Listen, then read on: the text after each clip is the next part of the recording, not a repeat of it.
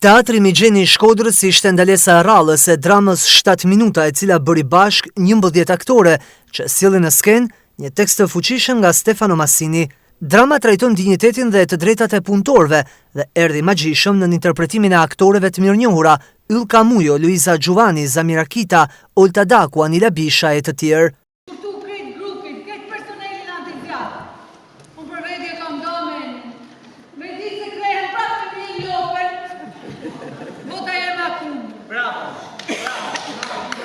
Pjesa teatrale trajton historinë e një grupi punëtorësh të një biznesi tekstilesh, i cili do të blihet nga një kompani shumë kombëshe. Gratë duken të lehtësuara që nuk do të kenë pushime nga puna, por në marrëveshjen e shitjes ka një pikë të veçantë. Të mbyllura në një dhomë, 11 gratë diskutojnë nëse do ta pranojnë uljen prej 7 minutash të pushimit të drekës. 7 minuta fillimisht të duken pak, por debati nis dhe nxehet dhe çdo grua sill në atë dhomë gjithjetën e saj përpara se të jap votën.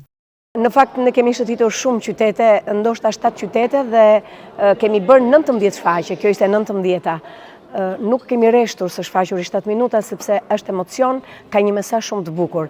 Shkodra ishte shumë dashuri për ne, publiku na priti shumë mirë, salla ishte plot, kishte duartrokitje në fund dhe e gjithë shfaqja kaloi në heshtje.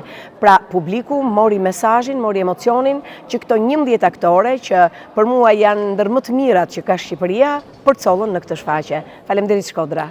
Edhe shfaqjet të tilla kanë filluar të mirëpriten shumë nga publiku.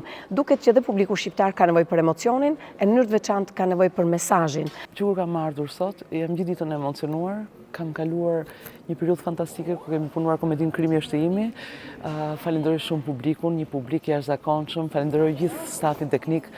Jam e lumtur, shpresoj që shfaqja të jetë pëlqyer dhe do doja të vija përsëri, do doja të punoja përsëri këtu, e dua Shkodrën ndjem si në shtëpi. Flet për një histori të vërtetë, të ndodhur në fakt vite më parë në një fabrikë në Francë, është marrë dhe është rishikuar nga një mjeshtër dhe një nga dramaturgët bashkëkohor më të suksesshëm, siç është Stefano Massini, dhe sigurisht tema që për cilën flitet në 7 minuta është një temë e cila na përket dhe mbetet shumë aktuale, flitet për dinjitetin, flitet për të drejtat dhe unë synoj vazhdimisht nëpërmjet shfaqjeve teatrore të flas dhe të shkoj drejt një teatri social i cili komunikon me publikun, por nga ana tjetër ngre shumë pikpyetje për shoqërinë. Shfaqja zhvillohet gjatë një dite të tërë duke filluar nga rutina e mëngjesit e protagonistëve deri në mbrëmje, kur më në fund punëtorët arrinë një vendim jo pa vështirësi.